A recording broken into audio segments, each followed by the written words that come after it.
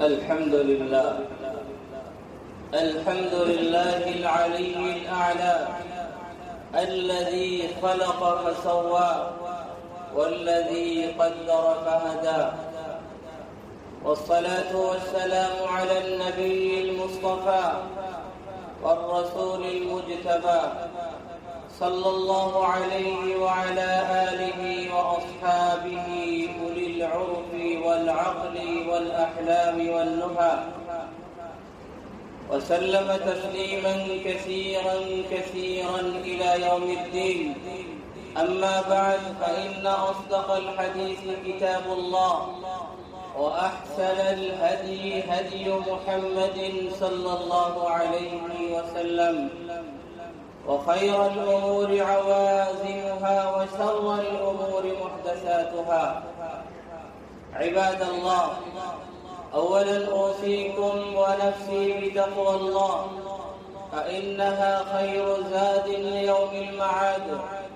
قال الله سبحانه وتعالى: وتزودوا فإن خير الزاد التقوى واتقون يا أولي الألباب.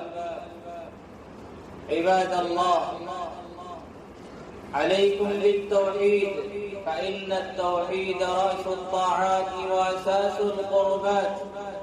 وأحسنوا إن الله يحب المحسنين، وأخلصوا لله دينكم، فإن الله لا يتقبل إلا من عباده المخلصين. أيها المسلمون، عليكم بالسنة، فإن السنة تهدي إلى الإطاعة، ومن يطع الله ورسوله فقد فاز فوزا عظيما. وإياكم ومحدثات الأمور، فإن كل محدثة بدعة، وكل بدعة ضلالة، وكل ضلالة في النار.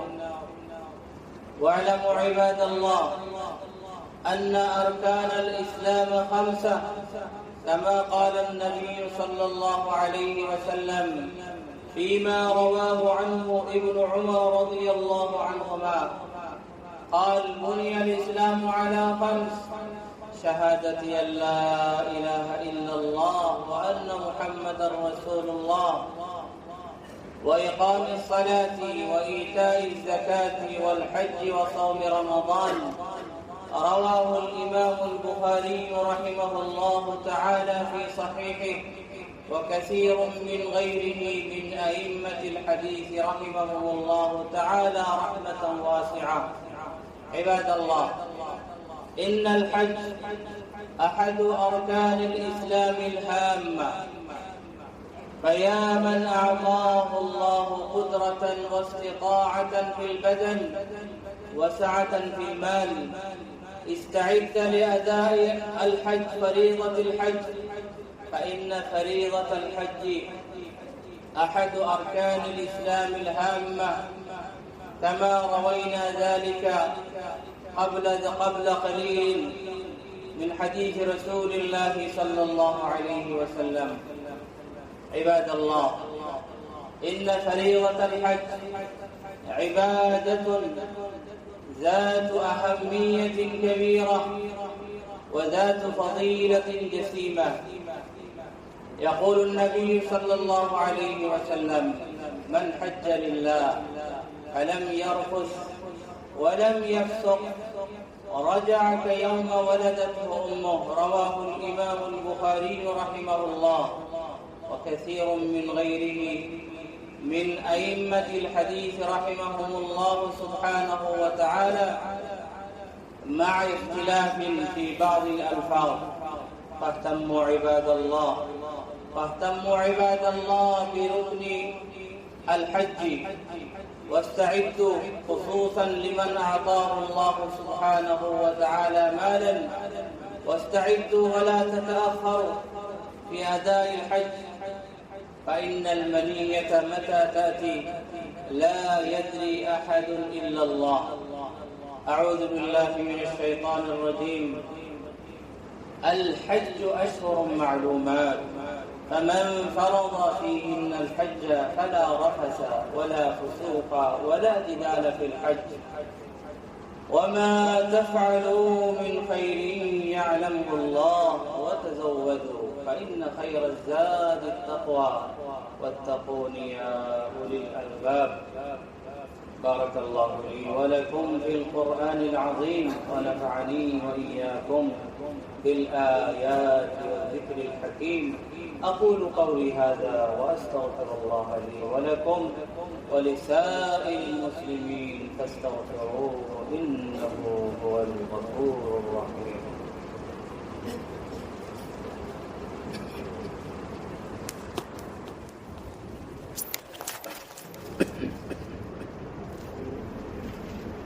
الحمد لله نحمده ونستعينه ونستغفره ونؤمن به ونتوكل عليه ونعوذ بالله من شرور أنفسنا ومن سيئات أعمالنا. من يهده الله فلا مضل له ومن يضلله فلا هادي له وأشهد أن لا إله إلا الله وحده لا شريك له وأشهد أن سيدنا وحبيبنا وسندنا وحبيب ربنا ومولانا محمد عبده ورسوله أرسله الله تعالى بالحق إلى الناس كافة بشيرا ونذيرا وداعيا إلى الله بإذنه وسراجا منيرا. أما بعد فقد قال الله سبحانه وتعالى إن الله وملائكته يصلون على النبي يا أيها الذين آمنوا صلوا عليه وسلموا تسليما. وقال النبي صلى الله عليه وسلم من صلى علي واحدة صلى الله عليه بها 10. اللهم صل وسلم وبارك على سيدنا ومولانا محمد وعلى آله وأصحابه أجمعين وارحمنا معهم برحمتك يا أرحم الراحمين.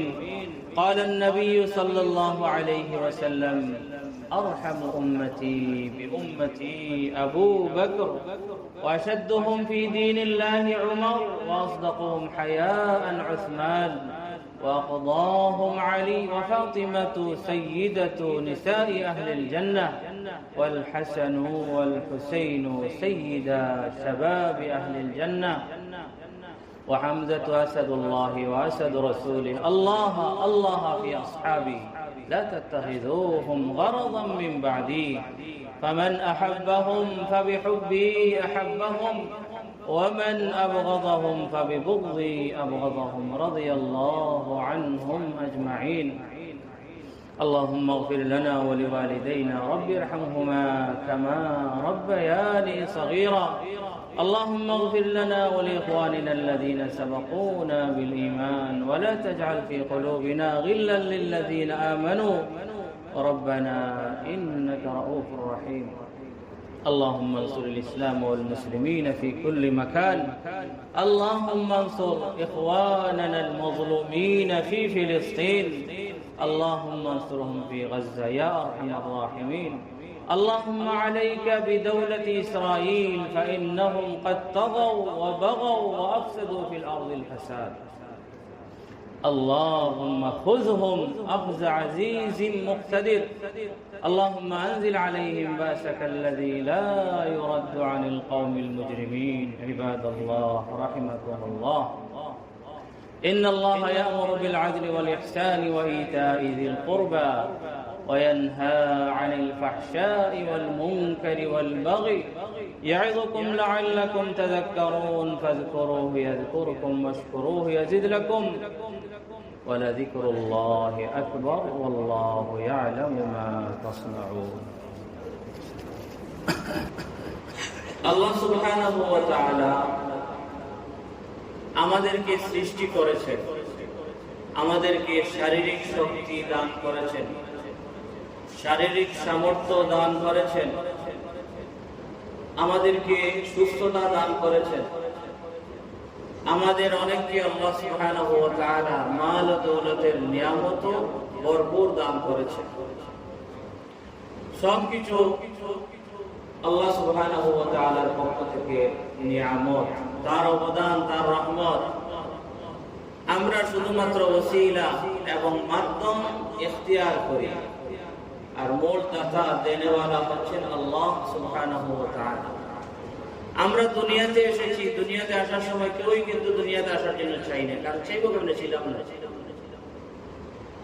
আমরা দুনিয়াতে আসার সময় কেউ আল্লাহর কাছে চাইয়া আসে, বরং আল্লাহ সুবহানাহু ওয়া তাআলা আমাদেরকে পাঠিয়েছে, আমাদেরকে সৃষ্টি করেছে। যখন আমরা দুনিয়াতে এসেছি, গায়ে কাপড় ছিল, কোন মেয়ে মানুষ বলে হাতে এবং গলায় কি অলংকার ছিল? কোনো কিছু ছিল, একদম খালি গায়ে, কোন ধরনের কোন সম্পদ এর মালিক না হয়ে খালি গায়ে খালি হাতে আমরা দুনিয়াতে এসেছি। অথবা আল্লাহ সুবহানাহু ওয়া তাআলা মা বাবা, দাদা দাদি, নানা নানি সহ বিভিন্ন আত্মীয় স্বজনের অন্তরে আমাদের প্রতি দয়া ঢেলে দিয়েছে। তারা খুবই সূক্ষ্মভাবে, সুন্দরভাবে আদর যত্ন করে আমাদেরকে লালন পালন করেছেন, আদর যত্ন করে লালন পালন করেছেন। ওই যে আমাদের মা বাবা যে আমাদেরকে লালন পালন করেছেন, দাদা দাদি, নানা নানি, ফুফু, খালা, খালো, মামা, চাচা, অন্যান্য আত্মীয় স্বজন, তাদের ভিতরে অন্তরে যে আমাদের প্রতি একটা দয়া মায়া ঢেলে দিয়েছেন কে? আল্লাহ সুবহানাহু ওয়া তাআলা। সুতরাং সব কিছুর মূলে হচ্ছে আল্লাহর রহমত, সব কিছুর মূলে হচ্ছে আল্লাহর নিয়ামত। সেজন্য আল্লাহ সুবহানাহু ওয়া তাআলা ইরশাদ করেছেন, ওয়া ইন তাউদ্দু নি'মাতাল্লাহি লা তুহসুহা। আমার বান্দারা, তোমরা যদি আমার নিয়ামত বর্ণনা করতে বসো তাহলে তোমাদের জীবন শেষ হয়ে যাবে, কিন্তু আমার নিয়ামত গণনা করে তোমরা শেষ করতে পারবে। আস্তে আস্তে বড় হয়েছি, মাল ও দৌলতের মালিক হয়েছে, আল্লাহ পাক রব্বুল আলামিন শরীরেও শক্তি দিয়েছে। যখন আমরা একদম ফিরছি ছিলাম, ছোট ছিলাম, তখন কেউ এদিক করে দিলে আমরা এদিকে যেতাম, ওই দিক করে দিলে ওই দিকে যেতাম। মা খিদা লেগেছে এই কথা বলার মতো শক্তি ছিল না, কান্না করতে হয়। কান্না করলে তখন আমাদের মা বুঝতেন যে আমাদের পেটে খিদা লেগেছে, অথবা কোনো না কোনো দিক দিয়ে কষ্ট পেয়েছে, মশায় কামড় দিয়েছে। হ্যাঁ, আমাকে মশায় কামড়া ছিল বলছি আমরা ছোটবেলা, না ও করে একটা কান্না দিয়েছে। এটা আল্লাহর নিয়ামত। হ্যাঁ, এটা আল্লাহর নিয়ামত। ওয়া ইন তাউদ্দু নি'মাতাল্লাহি লা তুহসুহা। আল্লাহ সুবহানাহু ওয়া তাআলা নিয়ামত যদি তোমরা গণনা করতে বসো তাহলে তোমাদের জীবন শেষ হয়ে যাবে, কিন্তু নিয়ামত গণনা করে শেষ করা যাবে না। তো আল্লাহ সুবহানাহু ওয়া তাআলা আমাদেরকে শারীরিক শক্তি দিয়েছে, আমাদেরকে মানসিক শক্তি দিয়েছে, আমাদেরকে আকল, বিবেক, বুদ্ধি দিয়েছে। কত বড় বড় প্রাণী, তাদেরকে আমরা আমাদের আকল বুদ্ধির মাধ্যমে আল্লাহর রহমতে বশ করতে পারি। মাঝে মধ্যে দেখেন না, হাতি এদিকে হাঁটাহাঁটি করে, হাতির তুলনায় তার মালিক কত বড়। হাতি সুর দিয়ে এরকম ধাক্কা মারলে তো মালিক কোথায় যে উগিয়ে যাবে। কিন্তু আল্লাহ সুবহানাহু ওয়া তাআলা আমাদের জন্য তাদেরকে মতিয়া এবং অনুগত বানিয়েছেন, এবং আমাদেরকে আকল, বুদ্ধি, বিবেক দিয়েছেন। সেই বুদ্ধি, বিবেক, আকলের মাধ্যমে আল্লাহর রহমতে আমরা আমাদের চেয়ে অনেক অনেক শত শত হাজার হাজার গুণ বড় জিনিসকেও আমরা কাজে লাগাতে পারি। ওই যে হেমার গুলা আছে যেগুলা দিয়ে ফাইলিং করে, এক একটা কত টন, আমরা 100 জন মিলেও এটা বহন করার মতো না। কিন্তু আল্লাহ পাক রব্বুল আলামিন প্রযুক্তি, আকল এমন ভাবে আমাদেরকে শিক্ষা দিয়েছেন, এটা পুরো মানুষ লাগে না, বরং আঙ্গুলের একটা টিপ দিয়ে কয়েকশো টন, মানে বিরাট বড় বড় হেমার, আঙ্গুলের একটু সুইচ দিয়ে, আঙ্গুলের টিপ দিয়ে, শুধু পুরো আঙ্গুলটা লাগে না, আঙ্গুলের টিপ দিয়ে বড় বড় স্টিমার চালাচ্ছে, যেটার ওজন কতটুকু হবে, বিমান চালাচ্ছে, আকাশে উঠতেছে, কত কিছু। আল্লাহ সুবহানাহু ওয়া তাআলা আমাদেরকে শারীরিক শক্তি দিয়েছেন, মানসিক শক্তি দিয়েছেন, আকল, বিবেক, বুদ্ধি দিয়েছেন, এবং মাল ও দৌলত দিয়েছেন। সেই হিসাবে আল্লাহ সুবহানাহু ওয়া তাআলা তার শুকরিয়া আদায় করার লক্ষ্যে, শুকরিয়া আদায় করার উদ্দেশ্যে আমাদের উপর বিভিন্ন ধরনের ইবাদত ফরজ করে দিয়েছে। কিছু ইবাদত হচ্ছে আকীদা, বিশ্বাসগত, কলবি, যেমন ঈমান, ইসলাম, কালিমা, আকীদা, বিশ্বাস। এগুলি আমরা অন্তর দিয়ে বিশ্বাস করি এবং আমরা জবান দিয়ে স্বীকার করি। কিছু ইবাদত আছে বদনি, শারীরিক ইবাদত, যে ইবাদত করতে পয়সা লাগে না, যেমন নামাজ, যেমন রোজা। কিছু ইবাদত আছে শুধুমাত্র মালি, অর্থাৎ সম্পদ সম্পর্কে ইবাদত, যেমন যাকাত। যাকাত সম্পদ দিয়ে আদায় করলে হয়ে যায়, শারীরিক কোনো মেহনত লাগে না। আর কিছু ইবাদত আল্লাহ সুবহানাহু ওয়া তাআলা আমাদের উপর ফরজ করে দিয়েছেন, যেগুলি শারীরিক, বদনি এবং মালি, আর্থিক, যেমন হজ। হজ করতে হলে পয়সা লাগে নাকি লাগে না? পয়সা যদি লাগতো না তাহলে বিবলকের সকল মানুষ তো হজ করতে পারত। তো ওই হজ করতে হলে শুধু পয়সায় হয় না, বরং মেহনত করা লাগে। শুধু পয়সা কতটুকু দিয়ে দিলে কিন্তু হজ হয় না। সেজন্য হজকে বলা হয় ইবাদাতুন বাদানিয়াতুন মালিয়া। হজ হচ্ছে এমন ইবাদত, যে ইবাদত করার সময় শারীরিক মেহনত লাগে এবং আর্থিক পয়সা করিও। আল্লাহ সুবহানাহু ওয়া তাআলা আমাদের উপর কিছু ইবাদত ফরজ করে দিয়েছেন, যেগুলি হচ্ছে কলবি, আন্তরিক, অন্তর দিয়ে হয়। কিছু হচ্ছে বদনি, যেগুলি শরীর দিয়ে হয়, যেমন নামাজ, রোজা। কিছু হচ্ছে মালি, যেগুলি মাল খরচ করে হয়, যেমন যাকাত। কিছু হচ্ছে উভয়টির সমন্বয়ে, বদনি এবং মালি, শারীরিক এবং আর্থিক, উভয়টির সমন্বয়ে, যেমন হচ্ছে হজ। হজ করতে হলে পয়সাও লাগে, আবার শারীরিক শক্তি লাগে। শুধু শারীরিক শক্তি লাগে কথা এরকম না, বরং যারা হজে গিয়েছে তারা অবশ্যই এটা উপলব্ধি করেছে যে শারীরিক সাধারণ শক্তি হয় না, অনেক মেহনত লাগে। সেজন্য হযরত আয়েশা সিদ্দিকা রাদিয়াল্লাহু তাআলা আনহার হাদিসে হজকে বলা হয়েছে আফদলুল জিহাদ। হজ হচ্ছে জিহাদের যত প্রকার আছে তার মধ্যে থেকে উত্তম এক প্রকারের জিহাদ।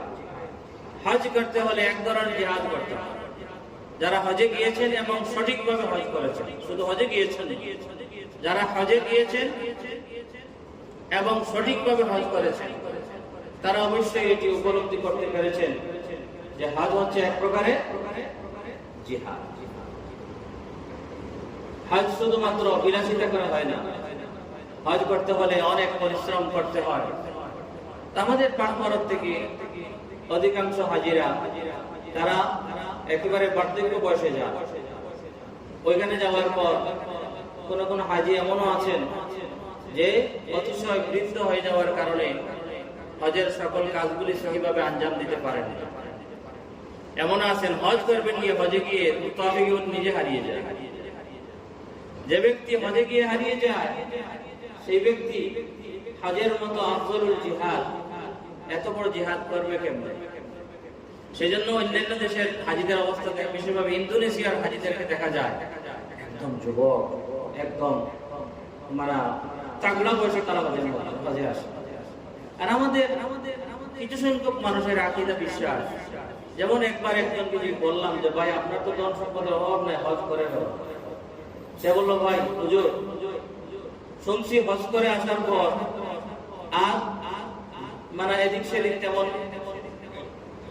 করা যায় না, তেমন আমি হজ করিয়া হজ কি টিকাইতে পারবো? এটা তার খেয়াল। এর মানে লোকে আরো কিছু দুষ্টামি করার খেয়াল আছে, কিন্তু মৃত্যু কখন তাকে গ্রাস করবে এটা তো কেউ বলতে পারে না।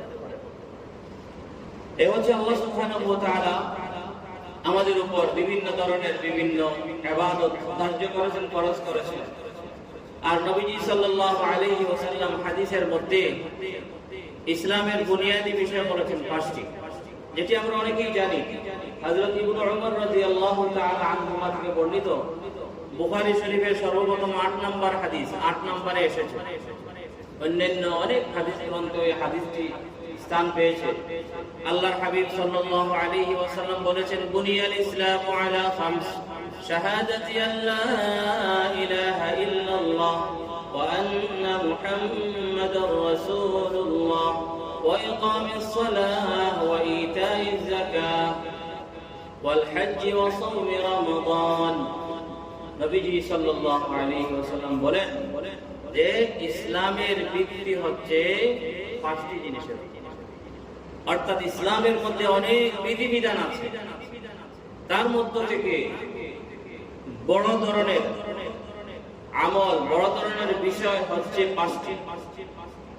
1 নম্বর হচ্ছে শাহাদাতু আল্লা ইলাহা ইল্লাল্লাহ ওয়া আন্না মুহাম্মাদার রাসূলুল্লাহ সাল্লাল্লাহু আলাইহি ওয়াসাল্লাম, অর্থাৎ এই কথার সাক্ষ্য দেওয়া যে আল্লাহ সুবহানাহু ওয়া তাআলা ছাড়া কোনো মাবুদ, কোনো ইলাহ, উপাস্য নেই, এবং হযরত মুহাম্মদুর রাসূলুল্লাহ সাল্লাল্লাহু আলাইহি ওয়াসাল্লাম হচ্ছেন আল্লাহ সুবহানাহু ওয়া তাআলার রাসূল।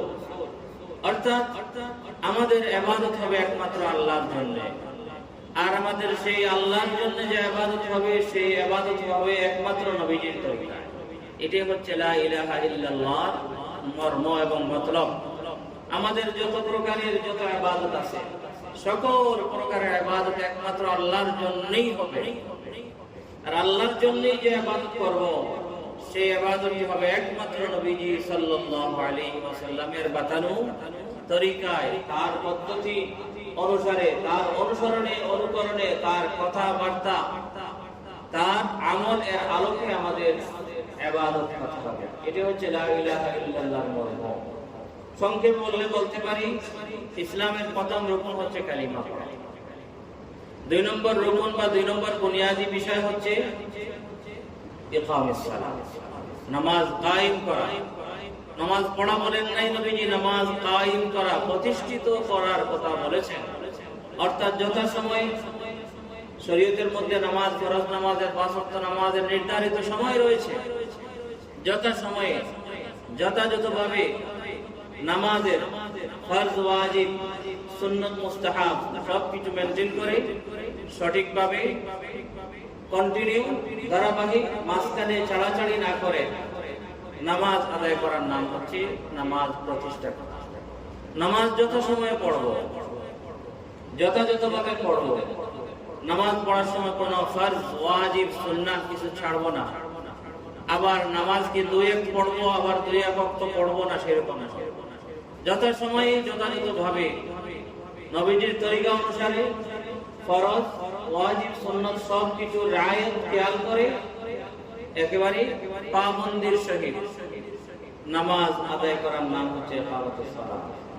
সুতরাং যে ব্যক্তি এক ওয়াক্ত নামাজ পড়ে আর এক ওয়াক্ত পড়ে না, তার নামাজ পড়া যায় কিন্তু নামাজ কায়েম করে নাই, নামাজ প্রতিষ্ঠিত করে নাই। নামাজ পড়েছে কিন্তু নামাজ ঠিকমতো সঠিকভাবে সঠিক পন্থায় পড়ে নাই, এটাও তার নামাজ কায়েম করেছে বলা যায় না। নামাজ পড়েছে কিন্তু ওয়াক্ত মতো পড়ে নাই, কাজা করেছে, নামাজ পড়েছে ঠিকই কিন্তু নামাজ কায়েম করে নাই। 3 নম্বর হচ্ছে ইতাউল যাকাত। সম্পদশালী যারা আছেন তারা যাকাত দিবেন। যাকাত সম্পর্কে আমরা পিছনের দিনগুলির মধ্যে আলোচনা করেছি এবং সামনে আলোচনা করব। যাদেরকে আল্লাহ সুবহানাহু ওয়া তাআলা মাল দিয়েছেন, তারা তাদের রবের শুকরিয়া স্বরূপ, কৃতজ্ঞতা, রবের নিয়ামতের শুকর আদায় করা স্বরূপ এবং মালের বেবরকতি থেকে মালকে হেফাজত করার লক্ষ্যে এবং মালকে পবিত্র করার লক্ষ্যে এবং নিজের নফসকে পবিত্র করার লক্ষ্যে এবং মালের মধ্যে বরকত আসার লক্ষ্যে ধনী যারা আছেন, সাহেবে নেসাব যারা আছেন, নেসাবের মালিক যারা আছেন, তারা যাকাত দিবেন। 4 নম্বর হচ্ছে আল হজ, হজ আদায় করা।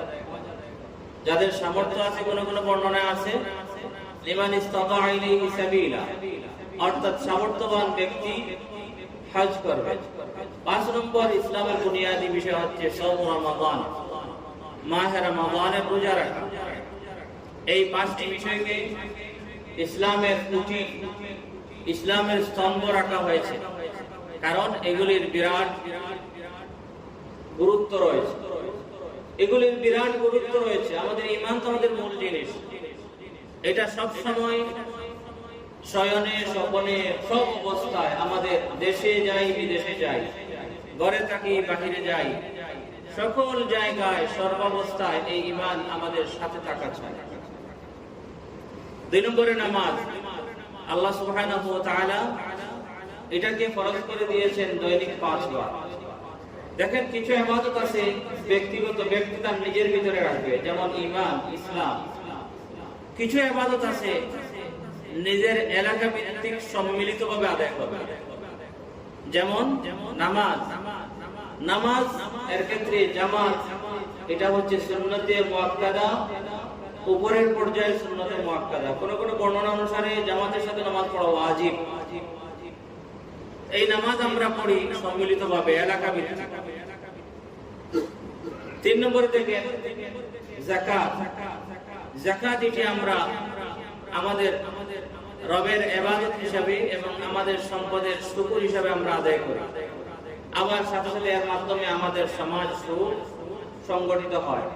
সমাজ থেকে চুরি ডাকাতি এবং হিংসা বিদ্বেষ এগুলি দূরীভূত হয়। যাকাতের মধ্যে অনেক ফায়দা আছে, কোনদিন হয়তো আমরা আলোচনা করব। যাকাত যদি সঠিকভাবে আমরা দেই, তাহলে গরিবের অন্তরে ধনীর প্রতি কোনো হিংসা থাকবে না, বরং সে দোয়া করবে, হে আল্লাহ, তাকে মাল দিলে আমি কিন্তু তার মাল থেকে একটা অংশ আমি পাই।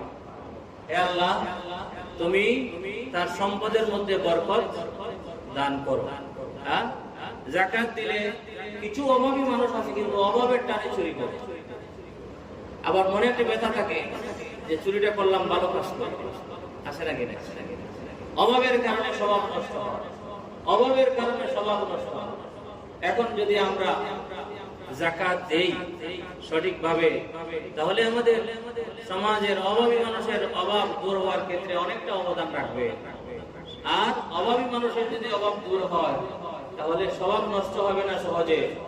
আর যদি স্বভাব নষ্ট সহজে না হয়, তাহলে সমাজটা সুন্দর হবে।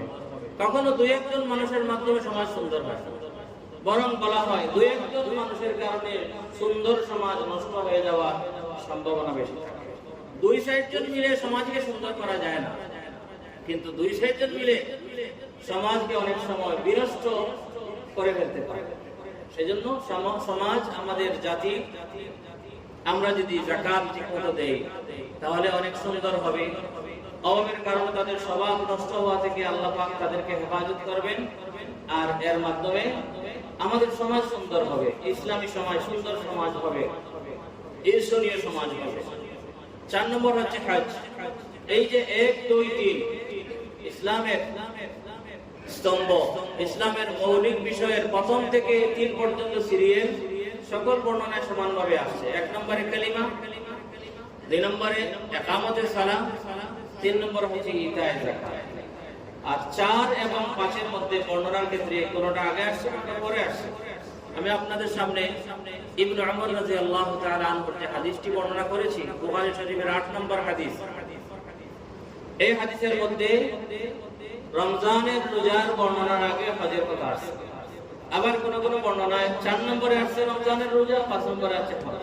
যাই হোক, এই দুটিও ইসলামের 4 নম্বর এবং 5 নম্বর রকম বা মৌলিক বিষয়, বাস্তব।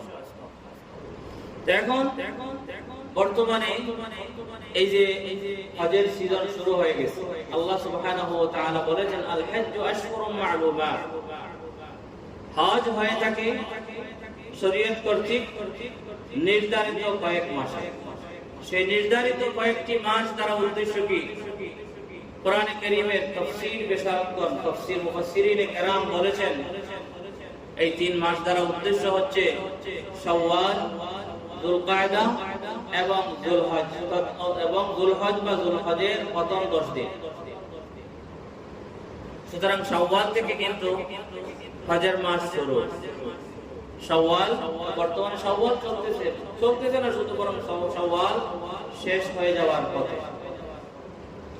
এই যে মানে হজের সিজন শুরু হয়েছে, হজের মাস সমূহের সূচনা হয়েছে প্রায় 1 মাস চলে যাচ্ছে। আস্তে আস্তে যুলকাদ বা জিলকাদ থেকে লোকজন হাজিরা আস্তে আস্তে রওনা করবেন মক্কা মুকাররমার উদ্দেশ্যে।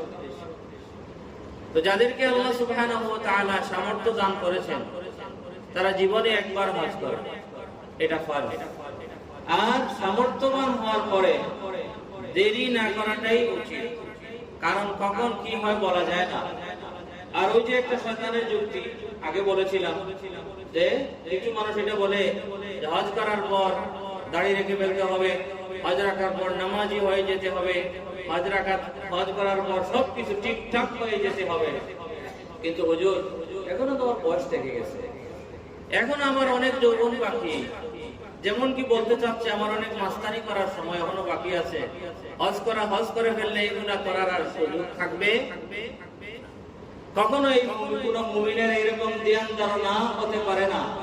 মুমিন একেবারে বালেগ হওয়ার পর থেকে, শাহবালক হওয়ার পর থেকে মুমিনকে সঠিক অর্থের মুসলিম, মুমিনকে একদম সোজা পাক্কা ঈমানওয়ালা, পাক্কা আমলওয়ালা মুমিন এবং মুসলিম হয়ে যাওয়ার চেষ্টা করার।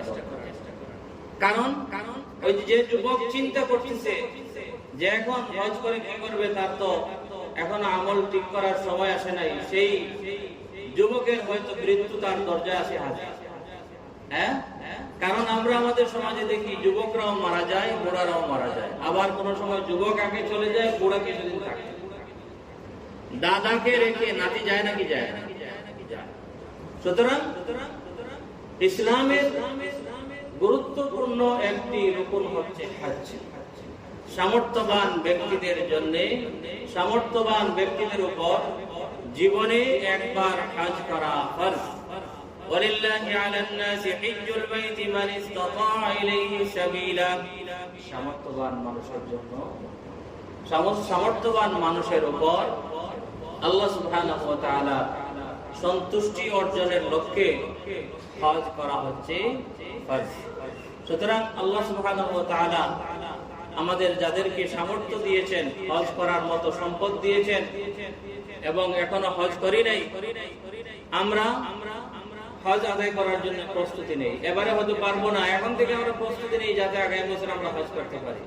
এখন কিন্তু আল্লাহ সুবহানাহু ওয়া তাআলা শহরে যারা বাস করেন বিশেষত তাদের অনেকের উপর অনেক সম্পদ দিয়েছেন। হজ ফরজ হওয়ার মতো সম্পদ কিন্তু অনেকের কাছে আছে।